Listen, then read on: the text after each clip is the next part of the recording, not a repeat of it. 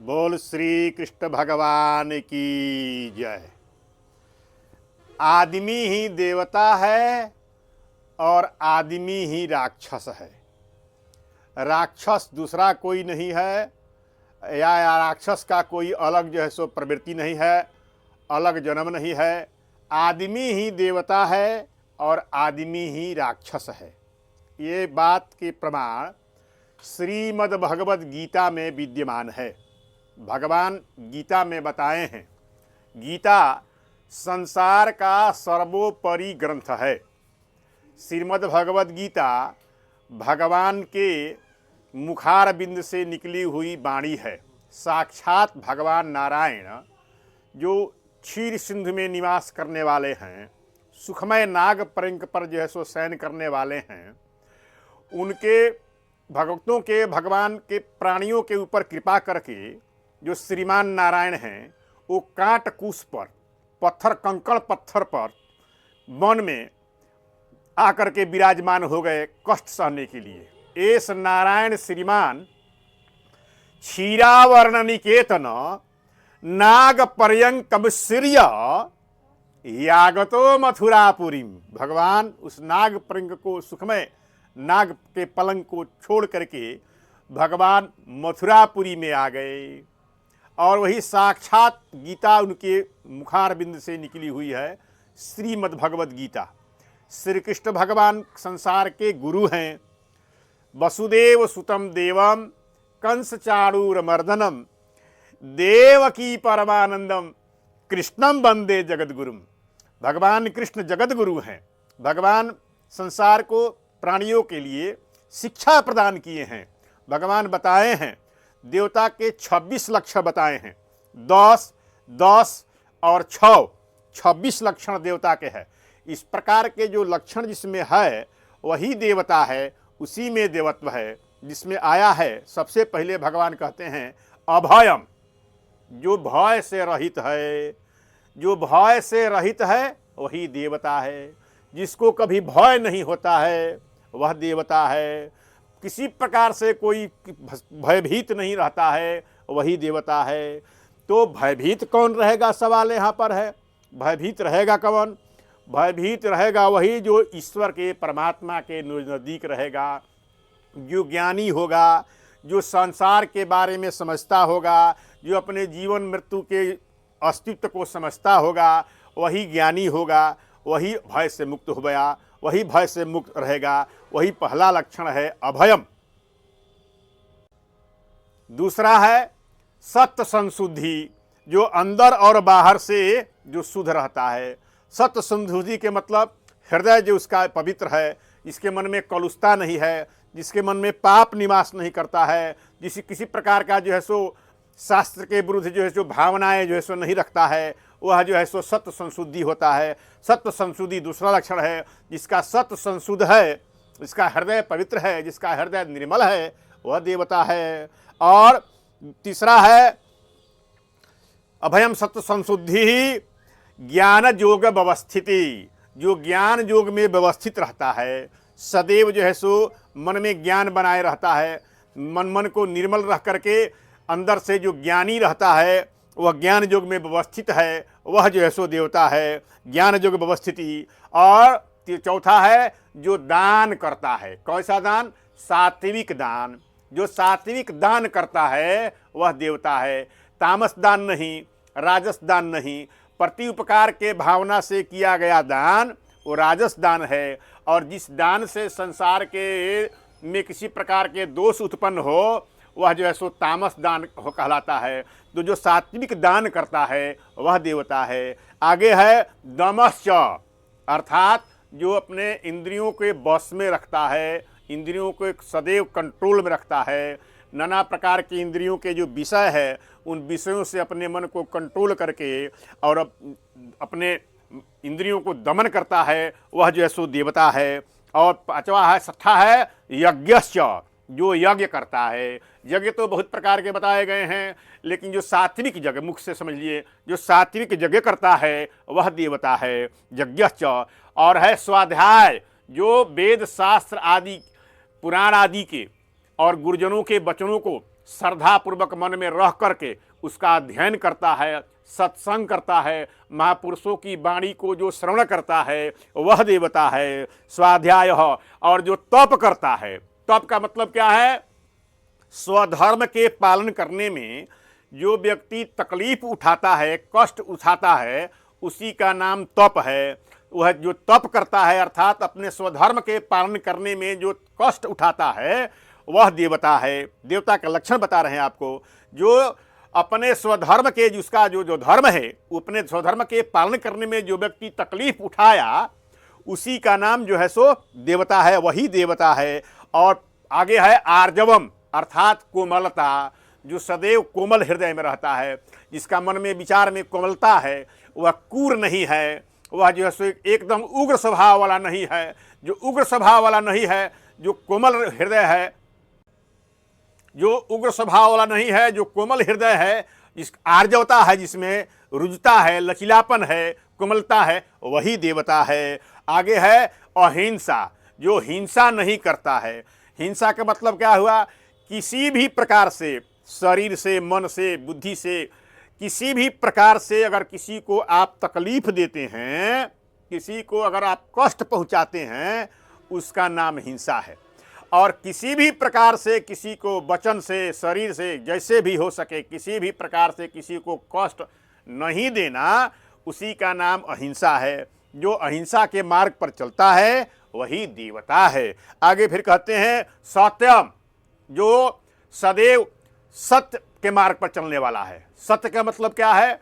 जैसा देखा, जैसा सुना और जैसा अनुभव किया वैसा बताया, वैसा आचरण में लाया, उसी का नाम सत्य है। अर्थात तावा बहुत गर्म है, सीट गर्म है, एकदम जलने वाला वस्तु है, लोहा गर्म है, और बता दिया कि ना ठंडा है। अब पकड़ने वाला पकड़ लिया, पकड़ा तो उसका हाथ जल गया, तो यह सत्य हो गया। जैसा देखा, जैसा सुना, जैसा अनुभव किया, वैसा ही बताया या वैसा ही आचरण किया, उसी का नाम सत्य है। तो ऐसा जो सत्य के आचरण पर चलता है वही देवता है। और आगे है अक्रोध, जो क्रोध नहीं करता है, जो कभी क्रोध नहीं करता है वह देवता है।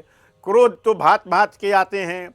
अपने मन में जो बात आया, इच्छाओं की जो पूर्ति नहीं होती है, तो पूर्ति नहीं होने से क्रोध आता है, स्वाभाविक है। क्रोध आने का कारण, ये मुख्य कारण है, इच्छाओं के पूर्ति नहीं होने के कल चलते क्रोध आता है। जो इच्छाओं की पूर्ति नहीं होता है तो पर भी वो क्रोधित नहीं होता है, वही अक्रोध कहलाता है। तो जो अक्रोध के आचरण करता है वह जो है सो देवता है। आगे फिर कहते हैं त्याग। त्याग का मतलब क्या है? त्याग के मतलब ये है त्याजम दोषवदित्येकम। त्याग बहुत प्रकार के बताए गए हैं, लेकिन जो अपनी फल की इच्छा के पूर्ति के विषय में कर्म करना और फल के इच्छा को अपने मन में नहीं रखना, क्योंकि कर्म करना हमारा अधिकार है, फल देना तो भगवान का है, तो कर्म करेंगे तो फल मिलेगा ही। जो कर्मों के फल में जो आसक्ति नहीं रखता है उसी का नाम त्याग है। जो कर्म करेगा, कर्म करना हमारा कर्तव्य है, कर्मण्येवा अधिकारस्ते, लेकिन माँ फलेषु कदाचन, जो कर्मों के फल में के इच्छा नहीं रखता है वह त्यागी है। इस प्रकार के व्यक्ति देवता है। आगे है शांतिर, जो एकदम शांत भाव में रहता है, सदैव शांत भाव में रहता है। जो सदैव शांत भाव में रहता है, अशांत कभी नहीं होता है, वह देवता है। अपैशुनम अर्थात कभी भी दूसरे की निंदा नहीं करता, किसी की बुराई की बात नहीं बतियाता है, अंत में जो है सो किसी के निंदा नहीं करता है, वह जो है सो देवता है। दूसरे को निंदा करने वाला देवता नहीं है, जो निंदा नहीं करता है वो देवता है। आगे है दया, जो दयावान है। दया की कमी हो गई है, धर्म के 3-4 पर हैं, लेकिन जिसमें एक दया भी है, वो दया जो लगना हो गया है। तो दया का होना, सदैव दयालु हो, किसी पर दया करे, क्षमा का भाव रखे, वह देवता है। और सब प्राणियों पर दया भूतेषु, सब प्राणियों पर दया के भाव रखे। और आगे है अलोलुप रहे, उसके मन में बहुत प्रकार से लालच न हो, लालच न घिरे रहे, उसको किसी भी काम में लालच न घिरे रहो, किसी से लालच न घिरे रहो, लालच से घिरा नहीं हो, वह देवता है। और आगे है आर्दवम, उसका जो है सो मन बुद्धि शरीर सब में कोमलता है, सबके प्रति कोमलता के भाव, सबके प्रति श्रद्धा के जो भाव रखता है वह देवता है। आगे है हीर, अर्थात लज्जा रखता है, जिसके मन में लज्जा है। कैसी लज्जा? लोक की लज्जा, शास्त्र विरुद्ध आचरण करने की लज्जा। समाज में किसी प्रकार के लोक विरुद्ध आचरण करे तो उससे निंदा होती है, तो निंदा से बचने के जिसके मन में लज्जा हो, जो लज्जाता हो, जो महापुरुषों के प्रति श्रद्धा रखता है, विनम्र भाव रखता है, लज्जा रखता है, वह देवता है। आगे है अचपलता, अचापलम, अर्थात जिसमें चंचलता नहीं है, जो चंचल नहीं रहता है। चंचलता का मतलब क्या है? बैठे हैं कुर्सी पर, अब बैठ करके गोड़ हिला रहे हैं, तबातोड़ गोड़ हिला रहे हैं। अब कुर्सी बैठे हैं, अब बिना मतलब की आवाज़ सुन करके ठेका बजा रहे हैं, तो ये भी एक चंचलता है। या बहुत प्रकार के जो चंचलता के जो लक्षण है, बहुत जो स्थिर नहीं रहता है, वो चंचलता, जो वही चंचलता है। तो जो चंचलता से रहित है वही देवता है, हीर चापलम। आगे है जो तेज, जिसके अंतर्गत तेज है, अर्थात अपने कर्मों के चलते वो संसार में प्रभावशाली बन गया है, उसके बात को सब लोग मानने के लिए झट से तैयार हो जाते हैं, वही तेजस्वी है। इस प्रकार के शुभ शुभ कर्म करने से व्यक्ति के अंतर्गत जो तेज आ जाता है तो वही देवता है, तेज। और जो क्षमाशील है, जो क्षमा करता है, कोई भी भारी गलती हो जाए उसको वो क्षमा कर देता है, वो क्षमा कर देता है, वही देवता है। और आगे है जिसमें धृति, अर्थात धारण करने की क्षमता है। महापुरुषों के वचन, शास्त्र के वचन या किसी प्रकार की विद्या आदि जो है सो विवेक आदि के बातों जो हैं, जो मन में धारण कर लेता है, समझ करके उस पर आचरण करता है, वही देवता है। आगे है शौचम, अर्थात शौच मतलब होता पवित्र, यानी जल और मिट्टी के व्यवहार से बाहर की शुद्धि होती है और सतता पूर्वक व्यवहार से अंतःकरण की शुद्धि होती है। तो जो दोनों प्रकार से शुद्ध रहता है, बाहर से जल आदि मिट्टी आदि के व्यवहार करता है, बार बार जल आदि के व्यवहार करता है, वो जो है सो जैसे नाक में अंगुली चला गया, नाक में अंगुली चला गया तो उसको धोना है, कान खुजला लिया, खोट लग गया कान में, उसको धोना है। और नहीं तो क्या करते हैं लोग, जो है सो अशुद्धता का तो परमार है, अशुद्धता का इतना परमार है, खनी बनाया, खनी बना के ठोक लिया, ठोक करके खा लिया, अब बिकने के हुआ तो मुंह में अंगुली लगा करके, अंगुली लगा कर निकाल के फेंक के कुर्ता में पोंछ लिया।